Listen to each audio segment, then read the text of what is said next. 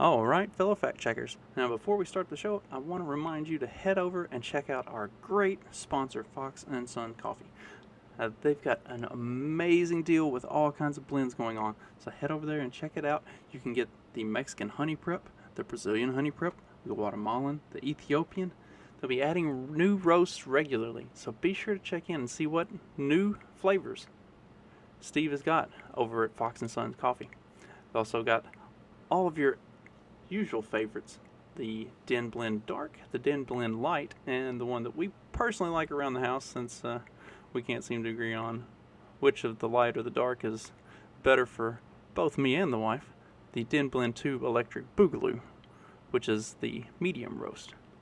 So be sure to use the checkout code FCT for Fact Check This at checkout, and that'll get you an 18% discount on any order of $25 or more. Also, any order of $37.99 or more get you free shipping. Load up on all the greatest coffee on the market, and you can thank me later. Well, let's start the show.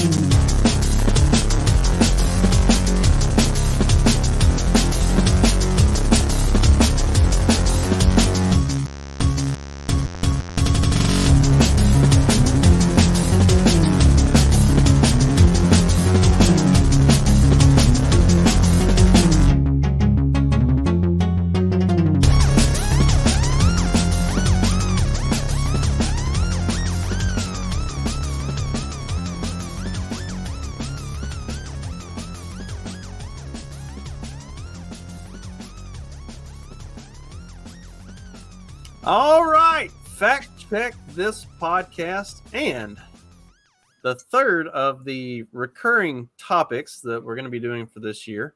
And this one is called History They Didn't Teach in School with my good friend Mark Metz. And tonight we're going to kick this off with Richard Nixon.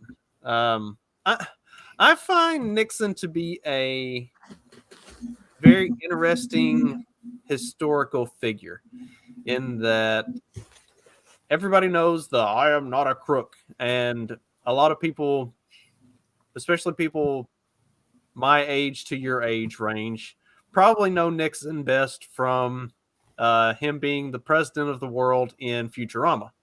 And there's a lot of a perception about Nixon that when you start looking into and studying who Nixon was and his presidency, and also Watergate itself, and just the like kind of the nothing burger that should have been, honestly. Everything kind of there's this kind of this cloud of him being this really nefarious figure that he really wasn't. And maybe a crook. Yeah. But like once you start looking into Nixon, he was wildly popular. He wasn't some there are a lot of different portrayals of him in media that make him seem like this really shady character, and it's really not. That's not who he was. He's certainly a complex man. Yes. Hard to get a grasp on who he is at times, but as far as presidents in the 20th century go, Nixon is probably, IQ-wise, probably one of the smartest, if not the smartest, who ever held that office. Yes, brilliant guy. And I also think there's some of it goes back to the Kennedy-Nixon debates. The appearance that he gave there, like it's there's a lot that goes into the misunderstanding of Nixon. Let me ask you a quick question though about your little intro there. I have seen 2, maybe 1.5 episodes of Futurama, so I don't know the reference. Is Nixon a sympathetic character in this show, or is he Nixon? I don't know. Or is he like the mainstream version of Nixon? He's like the mainstream version of Nixon. Okay. Okay. Yeah, he's kind of a ruthless, tyrannical type of a figure.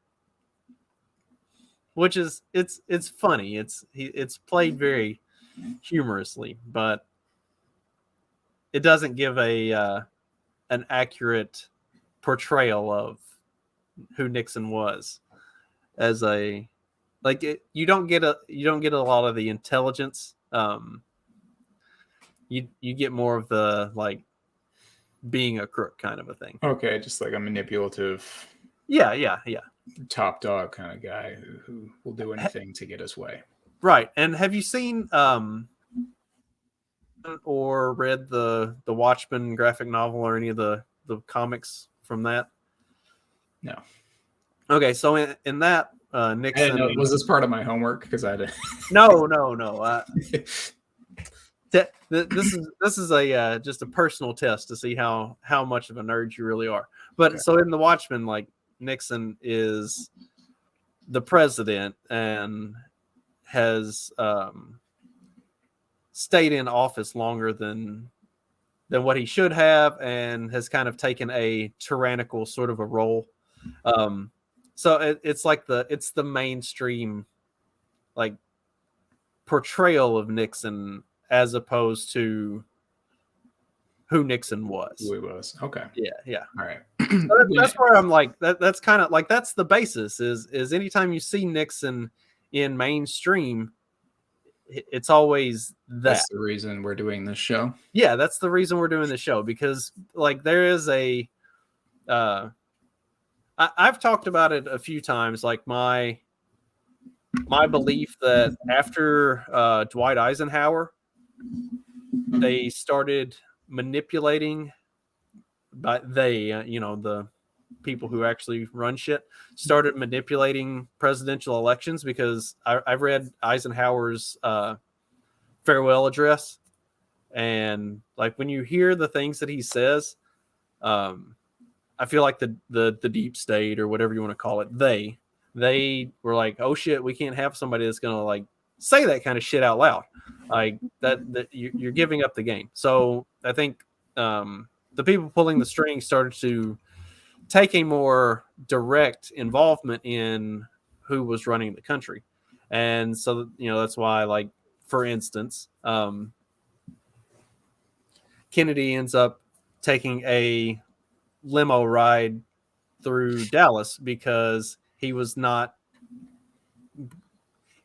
playing the game the way that they wanted it to be played. It's why, in my opinion, I think Nixon was given the choice of either you step down and have all this because of the Watergate stuff, or you get to take a limo ride through Dallas as well. And I think he like graciously bowed out and chose not, and allowed himself to be a villainous figure historically, as opposed to because at the time he was becoming anti-war. He was not playing the game the way they expected him to play it. And so that, and Agnew getting removed was all right. So I'm like jumping ahead. We're jumping way ahead. You're Agnew good. getting removed was even more shady than the Watergate stuff. And so like when my dad and I were talking about this a few weeks ago, or I guess about a month ago, when I was home around my birthday, my dad and I were kind of talking about this, and like he was mad, like to this day mad about Ford being, the only unelected president ever, like because Ford was appointed to be Nixon's vice president after they got Agnew out on some bullshit.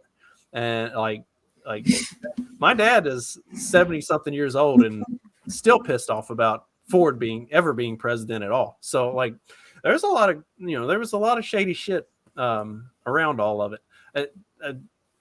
Interestingly enough, Trey sent a little video clip of Nixon talking about the media elitist complex, which that's another one of those things that it's like the press is the enemy, the press is the enemy, the press is the enemy. Right. It's, saying those quiet parts out loud that that the people pulling the strings don't like people in charge to be saying. It's two earliest memories of Nixon, just as a kid learning about him in school. I don't know, it was probably like 6th grade or something. I remember reading the little blurb in the history book about Watergate. I had to read it like twice because I didn't understand it. Watergate, honestly, is the least interesting thing to me about Nixon. But I mean, obviously, we'll talk about it. But then reading after the whole Watergate scandal starts, he's elected. Election day comes 1972, and like it's the biggest margin in years. And I even as like a little kid, I was like, sounds like it didn't really matter. It's like, I was like, everyone liked him enough, and who cares about this stupid break-in thing? Maybe he knew about it. Maybe some of his aides knew about it. I don't know. We'll talk about that. But in the grand scheme of things, it was a nothing burger, in my opinion, a nothing burglar. Secondly, the Gerald R. Ford Museum is right down the road from where I live because I live in his home city. Unfortunately, that's not really a claim to fame that I enjoy. I remember going there for a field trip one day, and like the first video that you see is Nixon like resigning and then getting on the plane and waving away, and then everything else is about Ford afterwards. And as a kid, I'm like, I want to know more about that other guy. Like he seemed kind of cool. Like Ford's boring, but like that other guy, like why did he have to resign? Obviously, I knew a little bit about Watergate again, but like I just wanted to know how he went from being one of the most popular presidents to I got a piece out. So I've been interested in Nixon for a while. Well, and you were right to be more interested in Nixon than Ford because Ford was literally just the puppet that they put in place to carry out the term and to do the things that they wanted him to do. Like Ford is the definition of the sock puppet that is put in place by the people pulling the strings. Like for whatever anybody wants to think about how conspiratorial we are with this sort of stuff, that there are, other forces pulling the strings behind the scene. I mean, all you got to do is look at Gerald Ford. Like that dude served no purpose other than to be the one that was sitting in the chair doing the things that he was being told. He did not have an independent thought in his head. I don't believe. No, I don't think so. And I don't know, like his best move was pardoning Nixon, and who knows if that was his own decision or not. Probably not. Right. There were probably some handshake agreements made to beforehand. Yeah. So Richard Nixon, his mother was a devout Quaker woman. And his dad he owned like a gas station. His mother's family thought that she married down. She probably did. She was from a more like high class family than what his dad was. One interesting tidbit from his childhood is his younger brother passed away at a very young age. And then he also had an older brother who passed away in his teens. And so Nixon had these demons probably, throughout his whole life. And I think that I read somewhere that someone's like, he probably had some feelings of guilt that like it wasn't him and it was his brothers who passed away. And also like a feeling of like he had to approve or he had to achieve something for his parents who had to deal with the pain of losing 2 sons and him being the only one around. Which is, this happens in families. Of course, you'd bring up the Quaker part since I've got a yeah, I have to plant that seed. So his mom was a devout pacifist, like staunch pacifist, which is a Quaker quality. And when he was president, I mean, she was still against the Vietnam War, and he was, progressing in that direction, but he was definitely more of a hawk early in his career. And as he got into the Oval Office, it sort of subsided a bit, probably once he saw what a mess Vietnam was. But his some of the this is getting ahead of ourselves, the recorded conversations about pulling out of Vietnam, you see that he was not a pull out no matter what guy. He was, we have to do this the smart way. And he hated the anti-war protesters on the left, which I can sympathize with that, because they were kind of losers and had no sort of responsibility in their lives and whatnot. And their anti-warism was strictly like anti-American. And I mean, Nixon was a America First guy through and through, very patriotic. And he hated to see the troops bashed in the way that the Vietnam protesters did. Right. He was anti-war in the respect that it was an unwinnable war, and it was a bad idea to have been there to begin with. And he understood the importance of getting out of it, of not, of not staying in it to the extent that you end up really with what it ended up being, a complete egg on your face, like bad scenario. And he wanted to do right by the troops. He wanted to do right by the country, but he also wanted to get the fuck out. And that didn't play well with the people who put him in there to be a hawk, because like you said, like early on in his political career, prior to the presidency, he was very hawkish. He was more of a kind of toe the line kind of guy, and then he kind of, I guess, grew out of that or whatever. Like you said, probably seeing it from that close up, from that position, and realizing the reality of the situation. Then he, being an incredibly intelligent man, he realized, oh fuck, like we got to do something here. This is not a situation. He actually referenced the parents of the troops a lot, in both in his campaign in '68, and then throughout his time as president, because the parents were his supporters. Like, these were the silent majority. Their kids are off fighting a war. And I think there was that feeling of guilt of like, these people support me and I want to take care of their kids as much as I can, and leaving them over there is not in anyone's best interest. So I think that was a big part of it as well. You hit on the debate thing. It's funny, in high school and in college, or like his first college he went to, like he was on the debate teams and was a master debater, if you will.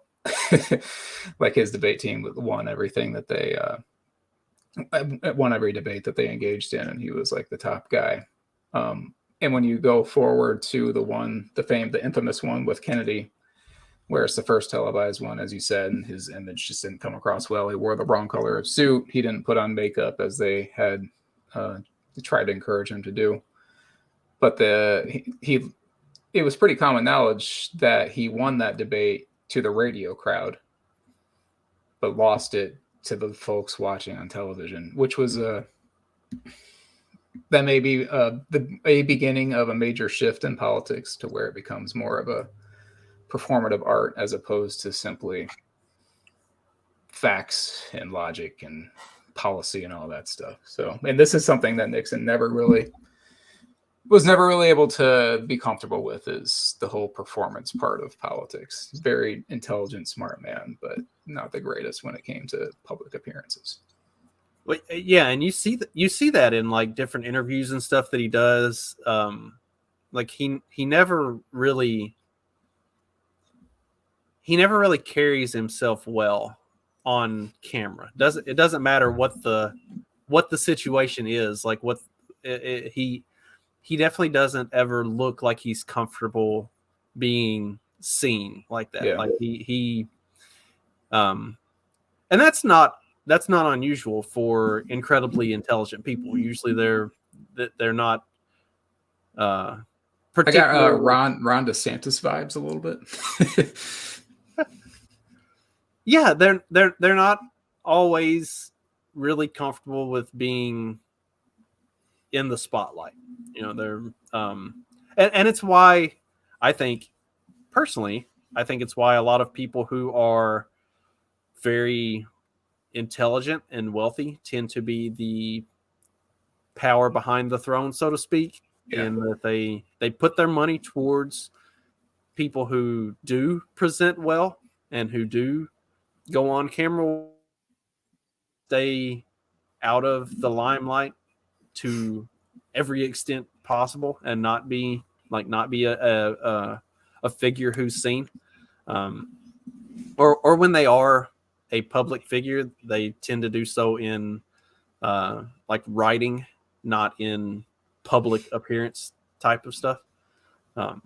And so like I think he would kind of fit into that category. Like he was very intelligent. He was very well spoken, but he definitely did not ever seem comfortable being the face. And like you said, like this was kind of a changing time. Like television was just really starting to come into its own. You know, I mean, we're talking about like within a decade of people saying that, you know, TV was a fad and wouldn't even last. That, you know, radio was the current, or was the present, and would be the future. Like there were still a lot of people who weren't sure that television would even stick around. So, you know, as we're shifting, this is a political landscape, a societal landscape. Like all of these things are kind of changing, and he was maybe out of his element for some of that, but that didn't take away from anything. It was just sort of it's what kind of frames the Kennedy debate. Yeah. A few more interesting tidbits from early life. After he graduated Duke Law School, like his goal was always, or his plan was, practice law and then go into politics. He had an interest in politics from the earliest age. But World War II got in the way. So was it the Navy? I believe he was in the Navy, went to the Solomon Islands, and apparently developed a penchant for gambling. And according to one of his comrades, he won something like $5,000-$6,000 gambling throughout his time on the Solomon Islands, which was quite a bit of money back then. And he sent it home, and he used a lot of that money to fund his first campaign for Congress, which came in 1948 in California, which he won. And then that's what pretty much spurred on his political career. He was in Congress from 48 to 50, and then became a senator afterwards. He was a little bit a part of the, and not even a little bit, he played a pretty big role in the whole Joseph McCarthy Red Scare stuff. Another guy that is demonized, who I'm sure both of us are fond of, Joseph McCarthy. I think Nixon actually played more of the let's not be so brash about this role, while McCarthy was the dude that's like bashing people over the head, which is kind of funny in retrospect. and McCarthy blamed Nixon's sort of reservedness on his Quaker upbringing, as far as that's concerned.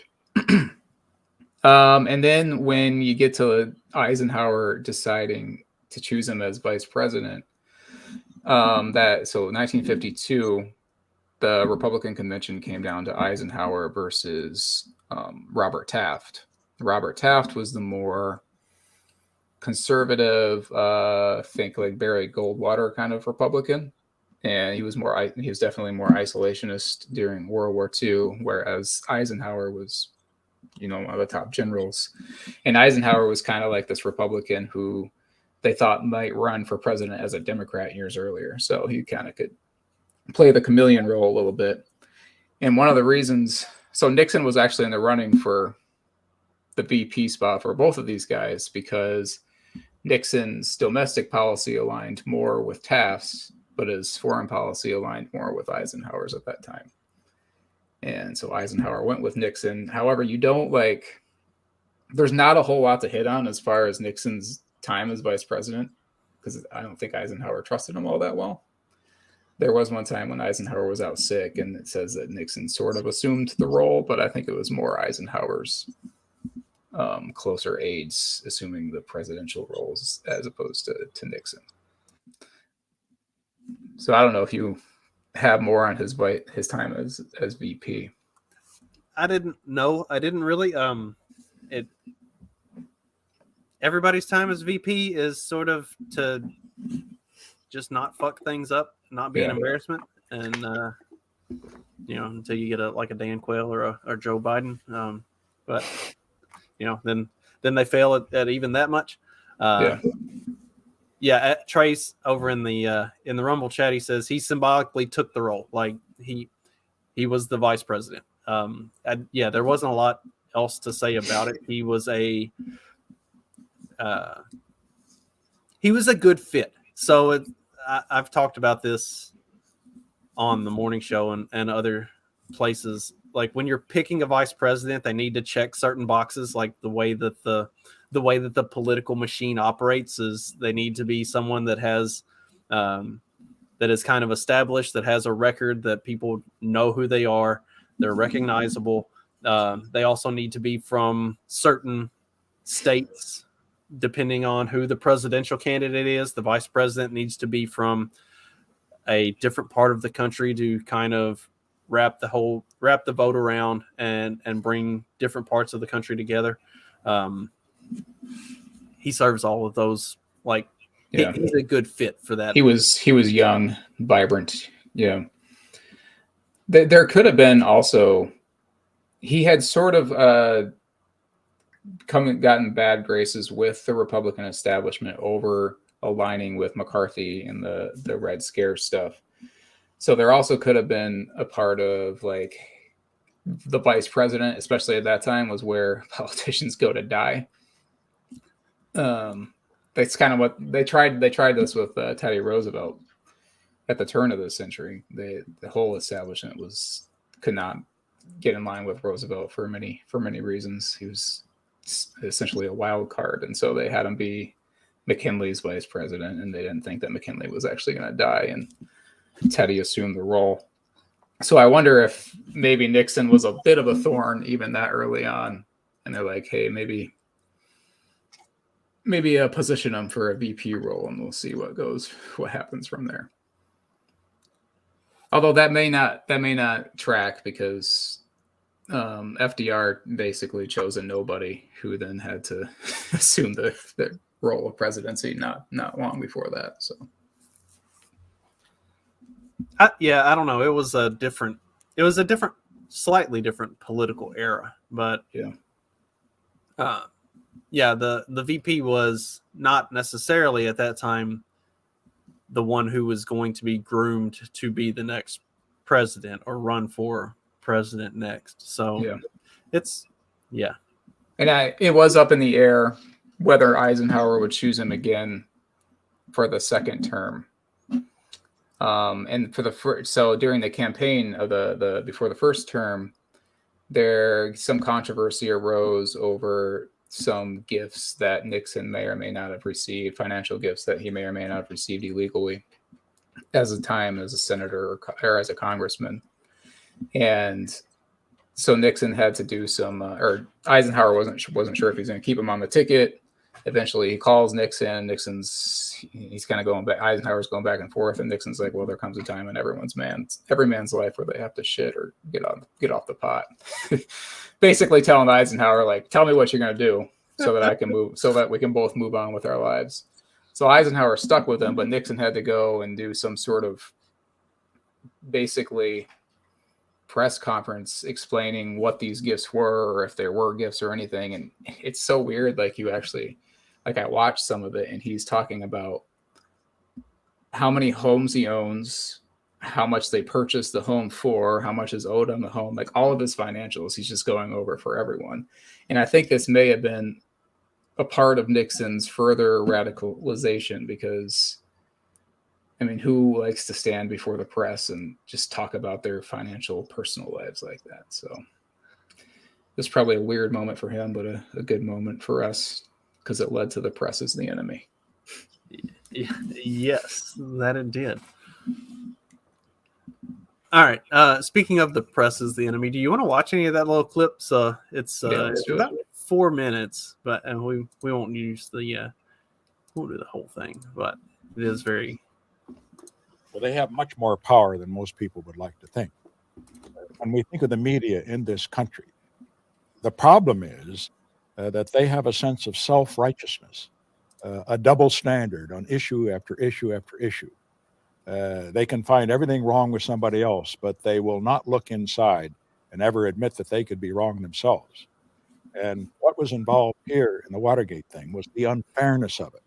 Oh, there was a legitimate thing to investigate, but they refused to balance it. They allowed their advocacy to get ahead of their reporting, which is their job to do.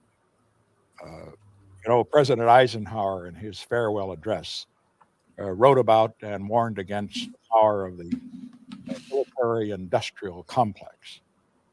I didn't get a chance to make a farewell address, but when I get old enough and decide to retire, and I'm not planning it at the moment, but when I get that old, if I make a farewell address, I think I would warn against the media elitist complex. The media is always talking about the imperial presidency, the power of the imperial presidency. I think we ought to hear a little bit of discussion of the imperial media and its power. You see, presidential power is limited by the courts, limited by the Congress. The media's power is unlimited. And some would say, but what about libel suits? Forget it. After the Supreme Court's decision in Sullivan versus New York Times a few years ago, a public figure cannot collect in a libel suit against newspaper or television unless he can prove malice. And there's no way that that's going to be possible. As far as the media is concerned, all we can hope from them, if they're going to be responsible, is self-analysis, self-criticism, and some of them are trying with their ombudsman and the rest. The other thing is competition. But what we see in terms of newspapers across the country is more and more places where there's only one paper. Take Washington, D.C. Since the Star left the scene, the Washington Post is the only major newspaper being printed in the most important capital in the world. I wouldn't like to leave the fate of this country to the editors of the Washington Post. You think that the First Amendment has been misused or abused by reporters? Oh, no question about it. It's used basically as a license. Let's face it, Sullivan versus New York Times is in effect a license to lie because they can tell an untruth, print an untruth, which some of them consciously do, if it's going to sell newspapers or what have you, or win a prize. And then they can always get behind the barrier under that case of saying, well, I didn't intend any malice. I had no malice. So that's a terribly cynical approach, though, to people who are doing their best, who are going to work, who are maybe trying to sell papers, certainly, but are trying to tell the truth. Well, let me say right at the outset of this conversation, I made it clear that I was not speaking personally. I was not speaking generally. I'm simply speaking of what I have found to be an unfortunate majority at the present time. I think it could change. There are a lot of very good, responsible reporters, particularly in the writing press. Not yet that much in television, because television is so consumed with ratings and the rest. They'll do almost anything to get a story. Is there any way to get some kind of a handle on this situation? Should the media be investigated? Should it be controlled? No, I may disagree, for example, with what some president does with his power, but I don't want to abolish the presidency, or I don't want to control it. The same is true of the press. I believe in a free press. I do not want government control under any circumstances or government censorship of either radio, television, or newspapers. But I'm simply suggesting here that all of the media should look within themselves, look through that microscope at themselves, look in the mirror now and then, rather than looking out there to others. Who, when that stupid reporter asked, should the media be investigated? Who investigates the media there, Bucko? Is there, especially then, there was actually less alternative media forms at that point in time than there are now. Oh, and Trey makes a good observation on the chat. He says he's so articulate off the cuff. You can tell he's thinking through this, that he's just thinking through this statement. Like, it's not teleprompter stuff. This isn't a prepared speech. Like, this is just him talking. And like, I mean, obviously this is something that he's thought through, but he's just articulating in the moment what's in his head. Like, this isn't some prepared statement that he's reading or anything like that. That's sharp. It's a shame that we do not have politicians who are that sharp off the cuff anymore. I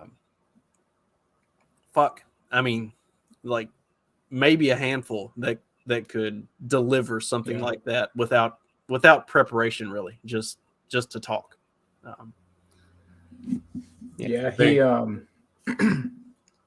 so after he lost in 1960, he ran for governor of California in 1962 and got beat pretty handily. And during his final press conference after that campaign, he said, "This is my last press conference. You don't have Nixon to kick around anymore," talking explicitly to the media. So he developed a pretty sincere hatred for the media pretty early on. And this is 25 years after that, this interview that we just watched. And yeah, that's just an accumulation of all those years of thinking through in his head, like what these folks are like. And he's right. I mean, well, and especially the way he calls out like we alluded to earlier, like his dislike for television and for that form of media. I think it may in large part come from that ratings driven, doing whatever you've got to do to get views kind of a thing. Like, knowing that that's the precipice under which they're operating, it would be easy to be distrustful of them. And Nixon wasn't a particularly trustful guy anyway. So, he's not going to have a high opinion of television media. Like he said, like he thought that there were people in the written press that were trying to do the right thing. But, television was continuing to be more and more ratings and views driven. And whatever you got to do to get the eyeballs is what they're going to do. And you've seen that now. I mean, here we are, 40 years later, more than that, 50 years later, it's only gotten worse. Like, his warnings about that are every bit as relevant as Eisenhower's warnings about the military industrial complex. Like, we've seen what both of them said about those institutions coming to full fruition in the 50, 60 years that have followed. When he said, would you, what was it in that interview? The fate of the country left in the hands of the media, what do you say, media conglomerates or whatever he said there. I immediately thought of Yarvin's or Moldbug's Cathedral. I don't remember if it was him that brought up, like, would you rather have your life run by the president of Harvard or the CEO of the New York Times, or just some random person you open up to in the phone book? And I was like, I'm going to take my chances with the phone book guy. Like, I feel like I'm in better hands that way. But, like, pushing on that even further, you had the media and the deep state definitely ramping up at this time. Basically, those two combined are what created Watergate, right? Like we can even bring Bush Sr. and the CIA into it if we want to. And also Nixon's, so that's two parts of the cathedral, Moldbug's cathedral. And then the third part is academia. Nixon's hatred of anti-war, the Vietnam protesters. There are clips of him talking about how it's actually the professors' fault that they are the way that they are, because the professors have increasingly become more anti-American in his time, and this is a point that he's bemoaning, and he wants to basically kick all of these anti-American professors out of the academic system. So there's the cathedral for you, working in unison to take Nixon out. And maybe that was a little bit of the Red Scare in the back of his head, kind of. Yeah, there was that as well, which he was not wrong to be warning folks of. I mean, yeah, that we could do a whole episode on that, looking back at post World War II and all of the different institutions where people were put in positions of power and influence, and what that has done over the last 100 years. So one more interesting thing, pre-presidency, after losing the gubernatorial race in 1962, he moved to New York to practice law on Wall Street. And he thought that he was out of politics, but he like I said, he was interested from the time he could even know what politics were. So he had like this young following of lawyers there. So it's weird because you think of Nixon's like kind of like the people who followed him were middle class, like middle-aged folks, but it seemed like young people actually like gravitated toward Nixon, the ones that weren't like Vietnam protesters or whatever, or lefty communists. So he had these guys start following him in the law office that he works in, and they developed this. It's not a PAC. I don't remember what it's called, but basically they were funding Republican candidates throughout the country, and then Nixon was basically campaigning on their behalf. So by the time he returned to DC as president, he had helped so many of the young Republicans in Congress or even in the Senate get to where they were at through this sort of the system that they were running, this funding system and also campaigning system, that he was able to ask a lot of favors when he first got there, because they were there because of his help. Which kind of goes to him being really good at the more analytical side of politics and being that sort of behind the scenes kingmaker, as opposed to being like the front and center, like face of some political persuasion or whatever. Right. That I was going to say, that kind of goes back to what we were talking about earlier about, being the very smart, very influential person that, generally speaking, in modern politics, never steps into the leadership position, never steps to the front. They always stay at the back. But it was a different time, and probably because he had that following, because he had that kind of support group that he had helped kind of build up, and the interest that he had, that probably is what propelled him into going back and doing it again. Like the ones who fill those roles in kind of our modern era, I don't know that they ever really have the aspiration to be that figure, that front and center figure. Like they understand that their time and their efforts and their money can be better spent leading from behind and playing kingmaker without ever becoming the king themselves. Politics was a different animal back then, so that probably influenced him a little bit, and just his own aspirations. That I don't think the ones who play those roles in today's society, actually, I don't think they have the aspiration to that necessarily. They understand the power behind the throne kind of thing in a way that maybe it was still early enough in the power being wielded from behind the scenes, that people didn't give the same gravity to that as what we do, because we've gotten to look back and see, 70, 80 years of that being the case, and that there being people pulling the strings, and understanding that you don't have to be the one at the front. In fact, you're probably better off if you're not the one at the front, if you are the one pulling the strings. So yeah, maybe some very smart people are learning from history, and then some very smart people got to be victims of history, like Nixon. So that kind of takes us to him getting to the presidency. You want to talk about Agnew and some of that, and lead in however you want. You've done a lot of on this. So it was 68 was a pretty close election.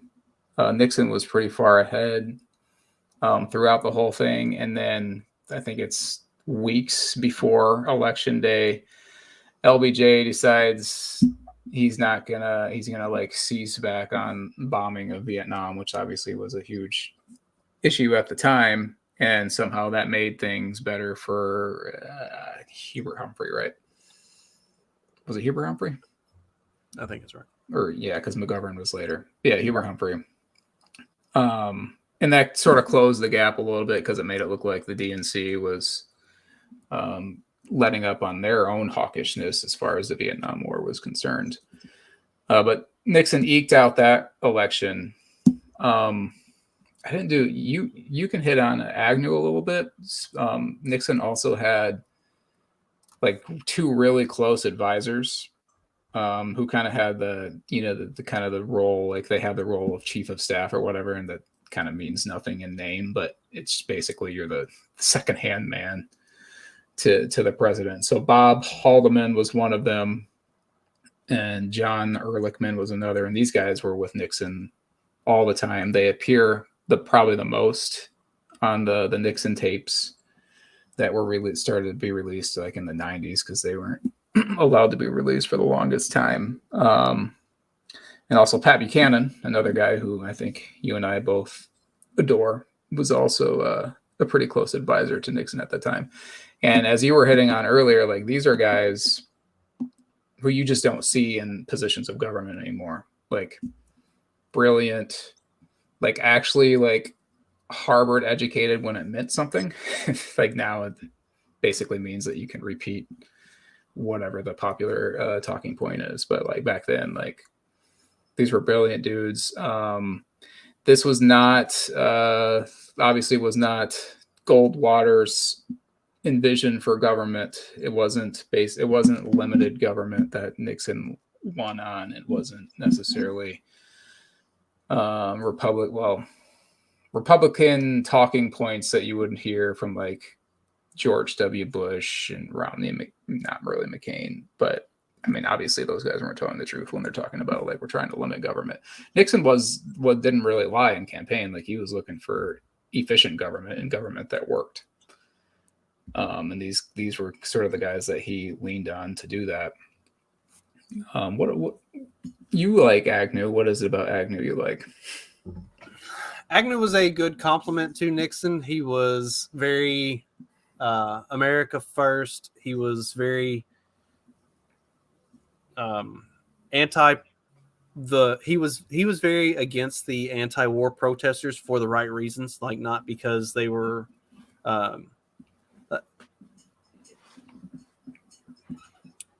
he was kind of what we were talking about with Nixon. Like he didn't like the anti-war protesters because they were fucking commies. Like and he was very unabashed about that. And like the stuff that they used to get him out of office was that he was getting, when he was the governor of Maryland, he was getting like kickbacks on road projects and all kinds of other stuff that there's like, it's this weird thing where they have extensive documentation of every kickback that he had ever received and yada, yada, yada. But yet it doesn't come up until they're in their second term after he was the governor 10 years ago or whatever, like 8 years. I can't remember exactly what it was. Like he was the governor a very long time ago, but it doesn't come up until they're in their second term. And Nixon, he and Nixon are both starting to turn like anti-war. And now now they've got all of this extensive. It was just really shady. And like very coordinated sources, multiple very coordinated sources. Not only that, but also very coordinated sources within these big public unions. So, the ones that tend to be kind of run by the government. So it was just, there's a lot of bullshittery that seems kind of evident. And he, like Nixon, didn't actually get impeached, and there wasn't a very extensive investigation into it. It was a lot of these accusations came up. They have all of this very extensive documentation proving all of this, and then he gets to resignation. Like, to mine, I'd have to go back and look. I don't think there were ever actually any criminal charges that were like filed against him for anything. Like, it's really bullshittery type of a thing that when you go back and look at it. And like I said, like he was a very he was a good compliment to Nixon as far as like having your president and vice president kind of be on the same team. That they kind of had that. So that's where that and maybe less about Agnew and more the fact that Gerald Ford was like clearly he was the guy. Yeah, he was clearly their fucking sock puppet. Like, because Nixon didn't get to choose Ford. Like, Ford was given to Nixon. It was like, this is the guy that's going to be your vice president now. Like, Agnew's resigning, and this is going to be the guy. Like, that's even. I think that's even more damning of it is the fact that Ford was not Nixon's guy. Ford was the deep state guy that they told him more or less, you're taking him. He's going to be the vice president.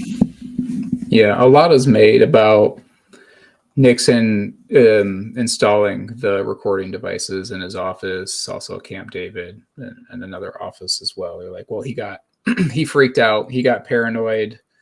He recorded every conversation that he had with people. Like, this obviously shows that Nixon is guilty of a lot of crookery and manipulative tactics and whatnot.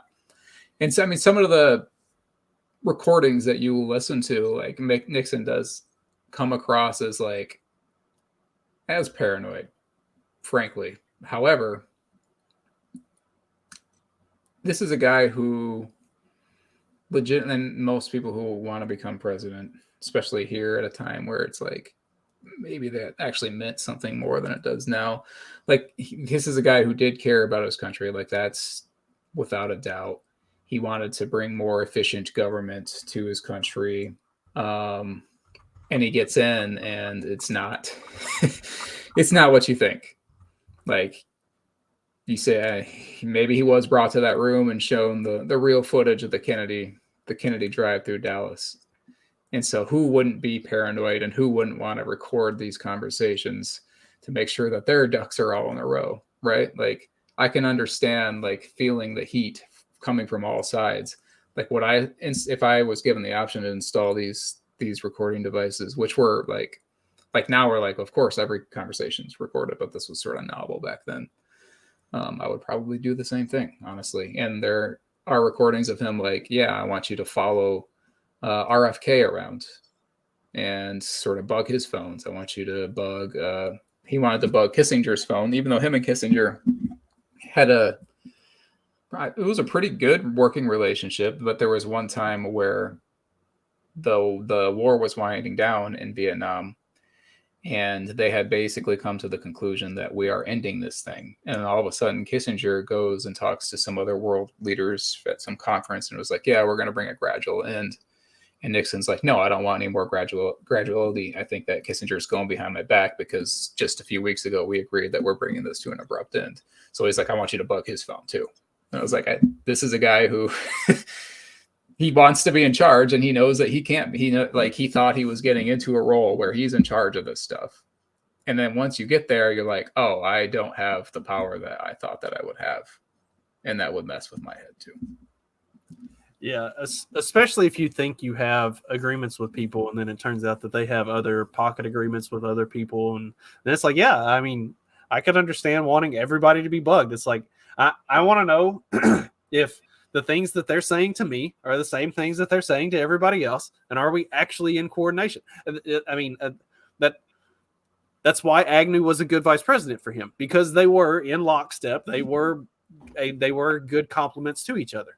And so like when you have that person that you can rely on, that you can trust, and then you find out that you can't actually rely on or trust anybody else because that's not the way that this apparatus works. Yeah, I mean, it makes sense. But yeah. I mean, again, was any of the stuff he was doing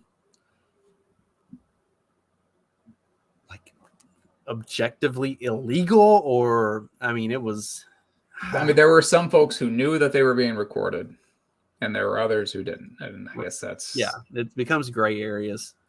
But you're the president, man. Yeah, you should be able to have everybody recorded. Yeah. Fuck that. And there's nowadays you just have Mark Zuckerberg do it for you. Right, exactly. It comes through the private sector. There was a point where he like banned the Washington Post from being in the press secretary or during those press conferences. I can't remember what they're called, but I would definitely ban like I honestly like got to a point with Trump whenever he would have these meetings, like why even meet with the press anymore? Like they're not going to be honest. Just don't meet with the press. Go on Twitter live and like answer questions from your supporters instead. And that Trey is talking about, he said that's kind of what Trump was doing, leaking stuff, but he didn't really have a coordinated way to handle it. Like, yeah,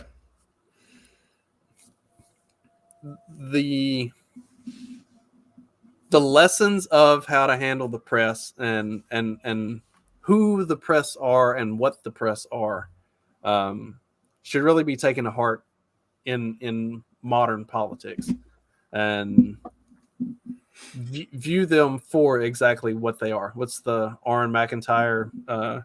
You think you hate the press enough, but you don't. Yeah, for sure. And what a lot of where there is like bipartisanship with Nixon is the whole China affair, right? Like opening up diplomatic relations with China. He kept that completely hidden and secretive from the press right up until like the very moment he landed in China. Like, what does that tell you? And this is a parallel to that is when Trump got into office and defeated ISIS. Like, we didn't hear anything about what was happening with ISIS for the longest time. That's because he kept everything hidden, basically ended ISIS's life support. And then we're like, oh, we haven't heard from ISIS in 2 years. What happened to them? Well, they were squashed. That's something I've never understood is why are we like telegraphing everything that we do play by play to the media? Like, especially knowing like the media is the leakiest fucking thing on the planet. Like they leak everything all the time. Like keep stuff tight, keep it close to the chest, play it by ear to an extent and get shit done. Like that's, I wouldn't tell the press anything. Like my press conferences would be, I'm not answering that question. Right. Next. I'm not answering that question. Next. For national security reasons, I can't answer that. Just say, give that line for every question. For national security purposes, y'all are all a bunch of fucking rats and you don't deserve to know anything. So like, get the fuck out. Why are we even here? Yeah. All right. So let's kind of wind it down. I know we're getting we're getting to that point. So now we got Agnew's out, Ford's in. But we didn't even Nixon say in. what Watergate was. You want to give a synopsis of what Watergate was? Yeah, I mean, I would assume anybody that's listening to this or watching this knows, but run it down real quick and just. So was it four guys? Yeah. Were caught breaking into DNC headquarters. One DNC headquarters. I think that's right. And attempting to steal information. Were they also caught placing like? I think they were putting bugs in in too. Yeah. Yeah, trying to bug it as well. And it was like when this happened, it was back page news. Like it was nothing. And then the Woodward and Bernstein, like it says they looked like the narrative is that they looked into it. I think that maybe there was an assignment like, hey, you guys should look further into this whole thing. Like I don't think it was this organic thing where they're like, oh, no one's looking into this. So they start delving into the burglary further and trying to trace it all the way up to the top and to possibly implicate Nixon and basically instructing this to happen in some form or fashion. And this was before the 72 election. And some of the stories were coming out before, like I said, before even election day, and Nixon still won every state but one, I believe. What something like wasn't everybody? Yeah, 63% of the popular vote. Yeah, it was a landslide insane. Either way. Yeah. So I think and then it was just a complete saga after that. So Nixon is reelected, but his entire second term, or the 2 years or whatever it was of his second term, is basically answering questions about Watergate. Right, while they unceremoniously cart Agnew out. Yeah, Agnew, some other aides, other top officials resigned. Yeah, they had to get Agnew out first because you can't.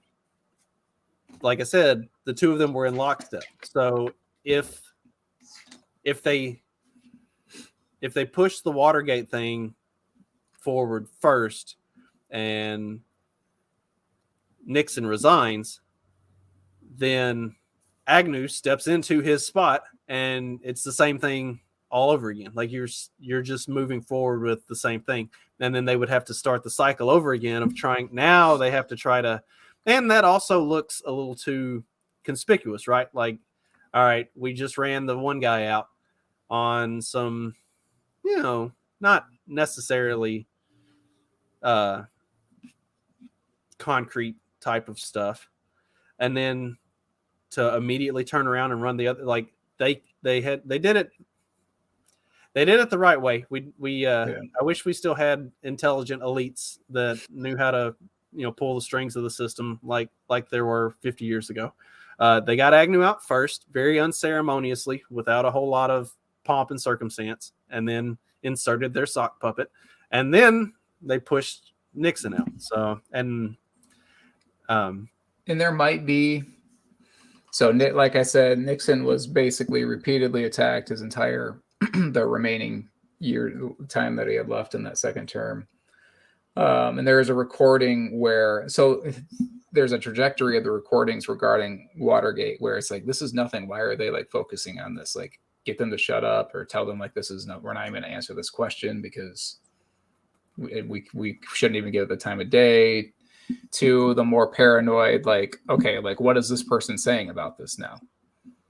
Like, you should bug him because we don't want him to like throw us under the bus so that he can be saved or whatever. To their, like, one of the last recordings was Nixon saying, like, the guy he's talking to thinks he's joking, and Nixon's like, I just want to give it all up. And the guy laughs, and he's like, no, I'm serious. Like, I have nothing left in me. And he's like, if I am going to be president of the United States, then I have to have everything in me, and I can't. Like, I can't give anything anymore. So they drained him. Right. They just wore him down and demoralized him to the point that he didn't want to keep fucking with it. So people are like, "Oh, he resigned. That way, that's an admission of guilt." And I was like, "No, he said he had nothing. If I have nothing, then I leave too. Like, I can't. It's the most. I mean, most important job in the world. Okay, maybe that's not true, but it's an important job, right? And if you have nothing to give, then what's the point?" Right, and I mean, he saw what they did to Agnew too, so like they're not going to stop. So like, yeah, at some point, I mean, whether they were going to have him take a limo ride through Dallas or not, they were going to effectively kill him one way or the other. Like, he was not going to be able to lead. He was just going to be a shell of himself. And he saw that, and he took the best route out that he saw available to him. Yeah, I honestly applaud him for resigning. Like, I mean, what's he going to do? Go through the impeachment and yeah, it's just public humiliation. Yeah, and what we've seen, I mean, he was a very sharp, very, very sharp guy. What we've seen every time there's been an impeachment is it tears the country. You have, both get very aggressive, very hostile towards the other sides. Like, resign, get out, don't even let it get to that point. Just try to maintain the best possible outcome for everybody. And I mean, that's what he wanted. He wanted the best possible outcome that there could be. Like, just have it be done with and move on. And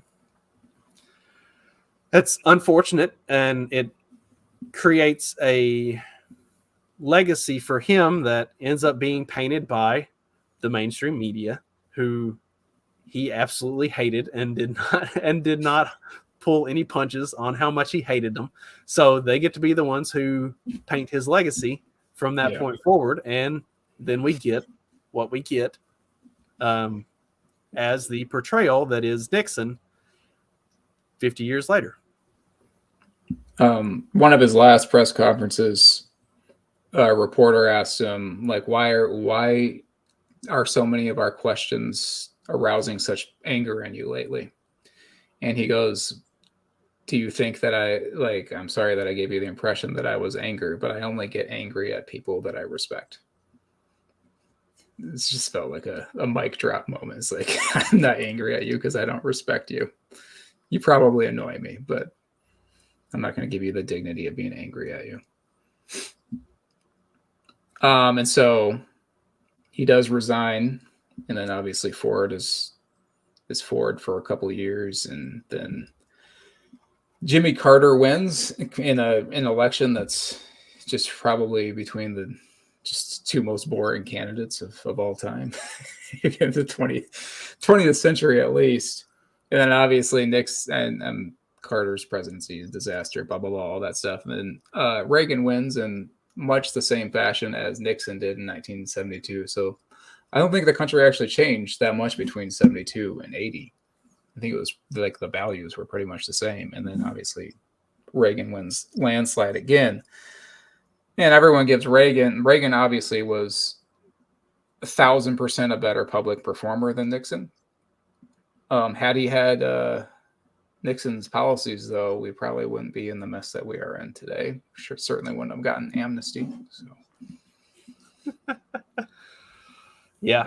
Nixon was the superior president policy wise, if not, even though he wasn't the. Well, they figured it out, right? They started, the people who were pulling the strings started to understand what they needed to put out there as a candidate, how to manipulate the general populace into liking a candidate and having the right image so that you could sell the slow creep of communism without actually being directly forward about it. Yeah. It's That's why I don't trust anything post Eisenhower, really. I mean, I've said it many times. I think there was a lot of manipulation and strings being pulled for a lot of those, and it's also why you see anytime somebody gets out of line and they don't want to do things the way that those who are running those big power machines like the military industrial complex and the media complex, whenever they're not playing along with those, then they gets to go.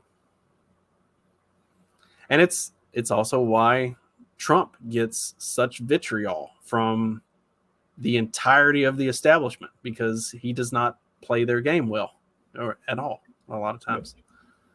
Got anything else to add on Nixon? I think we did a lot to dispel the Futurama Watchmen, like that version of Nixon. I think I respect Nixon. It's ultimately it's a sad story, because as far as you look at where our quote elites are now versus like even then, like Nixon is so much more of an elite than anyone that we can put in office now. And obviously, like I said, he's one of the more intelligent people that's been in office, especially the 20th century. But it's also sad, like personally, because I do think that maybe definitely some paranoia did creep into Nixon's life, especially during the presidency, and may have caused, and he admitted it in some of these interviews he's done. He's like, I did make some mistakes. He doesn't say that Watergate was something that he perpetrated or whatever, but he's like, I made some mistakes. I was paranoid. And I think that unfortunately a lot of that paranoia came from, as I said, like he got into a position that ended up being what he didn't realize what it was, or whatever, what he thought it was going to be. And he genuinely sought out that position because he thought that he could be a good president for a country that he loved. And now he's demonized by that same country that he loved, which is sad. And wrongly so. Like, for anybody that just takes a little bit of time to do some research and look into who and what he was as a politician and as a president, and kind of what his policy and stuff was. Doesn't take much to see that he is not the evil, villainous caricature that he's made out to be. Yeah.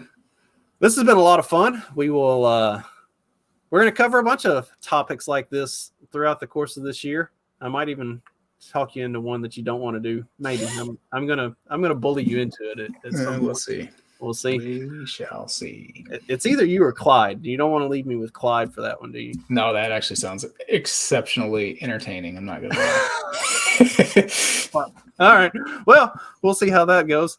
In the meantime, I will be back next Friday night. Are you going to join me for this? We're going to talk about why we're not black-pilled. Oh, someone must have given you a good idea on that. You know what? I think I might join in on that one. Yes. So far, it's looking like a pretty decent lineup. If you are in on it, I think James Gentleman and Eric of Rebel with a Cause, Josh Ham, who's a fellow Indiana guy, put together a decent little lineup of just some folks that have a positive outlook on life, and we're going to talk about why we're not black-pilled. So that'll be next Friday for those of you watching. And in the meantime, hope you have a great weekend, and we'll be back next week. Later. Thanks, Justin. Before you go, make sure you check out our great sponsor, Agorist Acres. Now, AgoristAcres.com, you can find over 100 varieties of seeds. They've got vegetables, flowers, all kinds of stuff. They've got heritage brands, everything that you want to start any kind of garden that you need. It's free shipping on any order of $20 or more. They've got cool packaging, and most of the seeds come in a fancy glass vial, no paper envelopes. They accept US dollars and crypto and can easily take either at checkout. Now be sure to head over to agoristacres.com, and anything that you get, use the promo code FCT at checkout for 10% off your order. I say all the time that you need to be starting your own garden, you need to be growing your own food, you need to be getting off the grid and becoming less dependent on grocery stores and stuff like that. Agorist Acres is a great first start. They have got everything you need for whatever kind of garden you want. Great people, great product, highly recommend. So go check them out.